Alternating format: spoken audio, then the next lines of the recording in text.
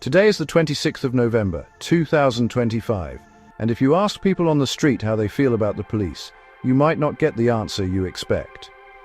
There's a growing feeling that something is broken. Public trust is at an all-time low.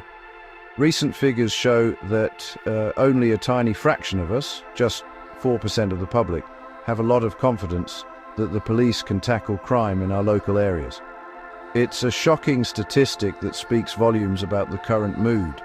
People are losing faith, and when that bond between the police and the public frays, the whole system starts to unravel. It makes it harder for everyone when communities don't feel they can rely on those meant to protect them.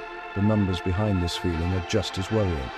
While the overall crime rate has thankfully dropped since the 1990s, the police's ability to actually solve the crimes that are reported has nosedived. In the last year, only about 1 in 8 recorded crimes ended with a charge or any kind of positive outcome. That's a massive drop from about 15 years ago. It means that for the vast majority of crimes reported, the burglaries, the thefts, the assaults, victims are left waiting for a justice that never arrives. This isn't just about statistics on a page, it's about real people whose lives have been turned upside down, feeling forgotten by the system. Let's look at what that means in practice. Shoplifting has exploded, jumping by 50% in the last 5 years. Snatch thefts, where someone grabs your phone or bag on the street, are up by a staggering 179%. These aren't minor issues, they are crimes that make people feel unsafe in their own neighborhoods, on their daily commutes.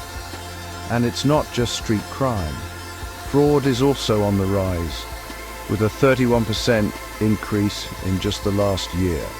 This new wave of crime is complex, often happening online, and it's clear that the police are struggling to keep up with the sheer volume and a changing criminal landscape. The problem is so widespread that even when a crime is solved, it takes longer than ever before. The time it takes from when a crime happens to when someone is charged has nearly tripled since 2016. Back then, it was about 2 weeks. Now victims are waiting an average of 41 days, and that's if they're lucky enough to see a charge at all. This delay adds to the stress and trauma for victims. It feels like the system is grinding to a halt, overwhelmed and unable to deliver the swift, effective justice that communities need and deserve. The question everyone is asking is, why? To understand why trust has eroded so badly, we have to look at the moments when the police got things catastrophically wrong. These aren't just small mistakes. They are huge failures that have left deep scars on the public consciousness and ruined lives. We all remember the name Stephen Lawrence, a young man with his whole life ahead of him, murdered in a racist attack back in 1993. The initial police investigation was a disaster, plagued by incompetence and what a later inquiry called institutional racism. It took his family decades of tireless campaigning to get even a partial sense of justice. This case forced the police and the country to confront an ugly truth about prejudice within the ranks. More recently, the Rotherham child abuse scandal exposed a horrifying failure that lasted for years. Between 1997 and 2013, an estimated 1,400 children, mostly young white girls, were systematically abused by gangs of men. Reports were made, warnings were given, but police and social services repeatedly failed to act. They were afraid of being labeled racist and turned a blind eye to the suffering of some of the most vulnerable people in our society. The sheer scale of the neglect was breathtaking. It showed a system that was not just failing to protect children, but was institutionally incapable of doing so, leaving a generation of victims with unimaginable trauma. The mistakes aren't just in the past. Just last month, in October 2025, a terror attack at a Manchester synagogue ended in further tragedy. A man named Jihad al-Shami killed 2 people.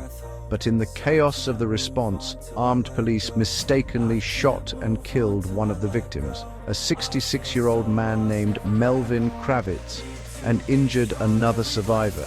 The attacker, it turned out, didn't even have a gun. This terrible error is now under investigation, but it raises desperate questions about police training, decision-making under pressure, and how such a catastrophic mistake could happen. It's a fresh wound that reminds us how high the stakes are. And it's not just about life and death situations. Sometimes the failures are about protecting a community's right to feel safe. In late 2024, West Midlands Police advised that fans of an Israeli football team, Maccabi Tel Aviv, should be banned from a match. They cited intelligence about potential violence, which was later disputed by Dutch police. The decision was seen by many as a failure to protect the Jewish community, especially at a time of rising anti-Semitism.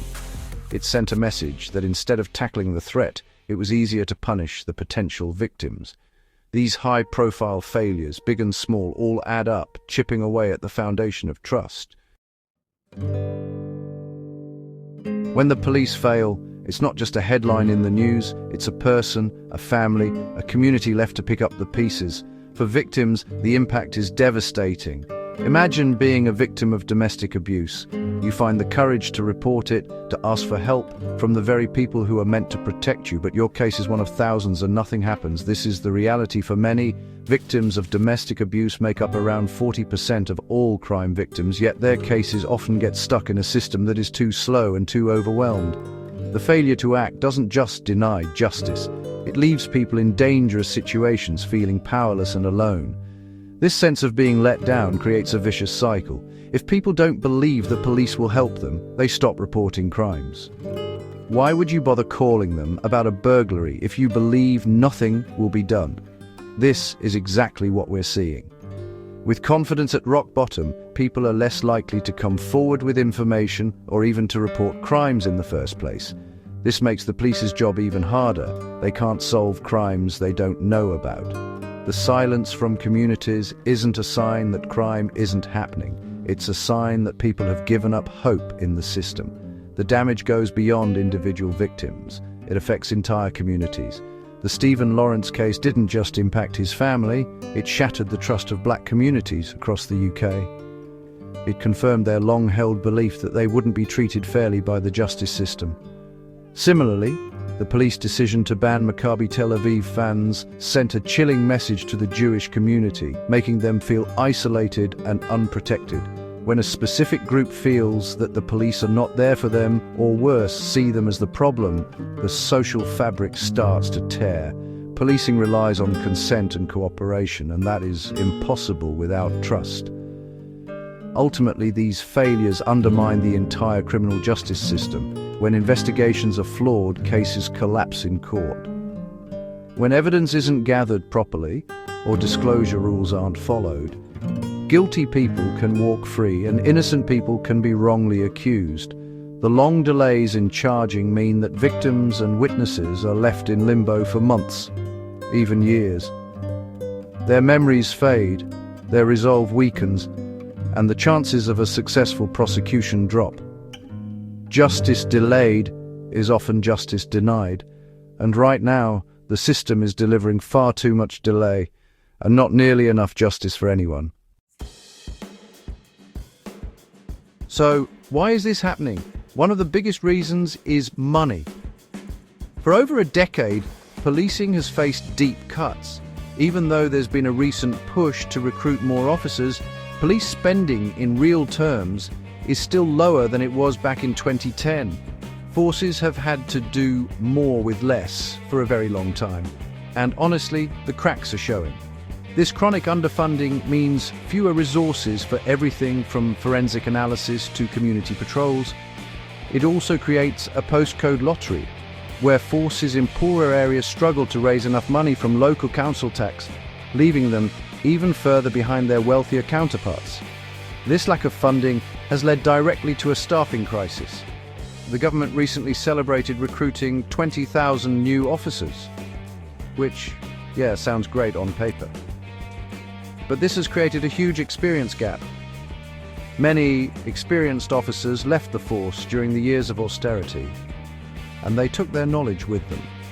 Now, over half of all police officers have less than 10 years on the job. We have a much younger, less experienced police force, dealing with increasingly complex crimes. You simply can't replace decades of street smarts and investigative know-how overnight. This lack of experience is being felt in every part of policing, from the beat to the detective's office.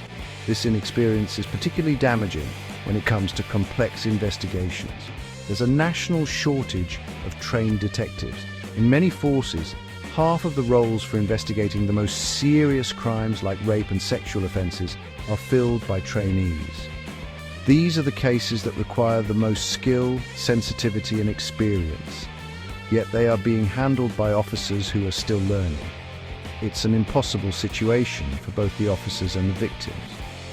The attacker in the Manchester synagogue incident, for example, had recently been arrested for rape and was out on bail. This raises serious questions about whether an experienced team would have assessed the risk he posed differently. On top of all this, the sheer weight of paperwork and administrative tasks is crushing frontline officers. Thanks to stricter rules about disclosing evidence, investigators are spending hundreds of thousands of hours just redacting documents. Every piece of digital evidence from phones and social media has to be painstakingly reviewed. One officer told me they spend more time in front of a computer screen than they do on the street. This bureaucratic burden takes them away from what they should be doing. Investigating crimes and engaging with their communities, they are being turned into administrators instead of police officers. The world of crime has changed dramatically, but the police are struggling to keep up. Criminals are using sophisticated technology, communicating through encrypted apps and committing fraud from halfway across the world. Yet many police forces are stuck with outdated IT systems that don't talk to each other. Imagine trying to track a criminal gang when the digital files from one police department can't be easily shared with another. It's slow and inefficient, and it gives the criminals a huge advantage. This technological gap is one of the biggest hurdles facing modern policing, making it a daily struggle to connect the dots. And there's also a massive skills gap. Most frontline officers receive very little training on how to investigate fraud, which is now one of the most common crimes in the UK. How can they be expected to tackle complex online scams when they haven't been given the tools or the knowledge to do so? The same goes for digital forensics. There's a persistent shortage of experts who can analyze phones, computers, and online data. This means that crucial evidence is either missed or takes months to process, causing huge delays in investigations. We are sending officers to fight a digital war armed with analog weapons. This struggle is clear when you look at the types of crime that are soaring. The massive increase in snatch thefts is driven by the value of smartphones, which are then used for further digital crimes.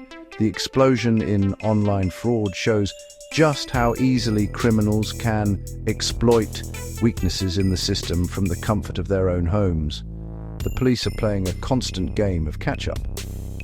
By the time they develop a strategy for one type of scam, the criminals have already moved on to the next. It's a relentless, fast-moving challenge, and the current police structure wasn't built to handle it. Even when it comes to more traditional policing, technology can be a double-edged sword.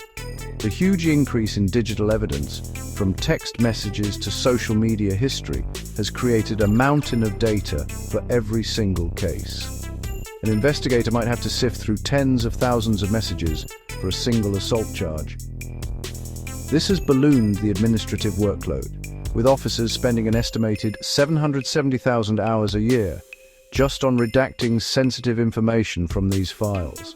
The technology that could help solve crimes is also threatening to bury the police in paperwork, pulling them away from the streets.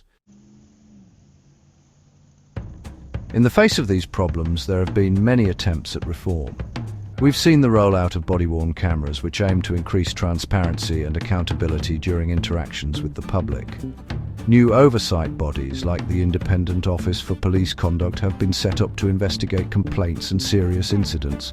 There have also been pushes for a return to community policing, with the new Labour government promising to recruit 13,000 more neighbourhood officers to build relationships and gather intelligence on the ground. These are all steps in the right direction, aiming to rebuild trust and improve performance. However, these reforms have often felt piecemeal, like sticking plasters on a gaping wound. Body cameras can capture evidence, but they can't fix a culture of institutional racism or make up for a lack of experience. An oversight body can investigate mistakes after they've happened, but it can't always prevent them from occurring in the first place. The promise of more neighborhood police is welcome, but it comes after years of their numbers being slashed. Rebuilding those community ties will take a long time, and it requires more than just putting uniforms back on the street. It requires a genuine change in mindset. Some initiatives have shown glimmers of success. The Right Care, Right Person policy, which started in 2022, is designed to stop police from being the default responders to mental health crises. Instead, the goal is to have mental health professionals handle these situations. This is starting to free up police time, allowing officers to focus on crime. But even this positive step highlights the scale of the problem. For years, the police were forced to become social workers by proxy, filling the gaps left by other underfunded public services. Untangling them from these roles is a complex and slow process. The fundamental challenge is that many reforms don't address the deep-rooted cultural and structural issues. The Stephen Lawrence inquiry led to major changes, but over 2 decades later, we are still talking about institutional prejudice.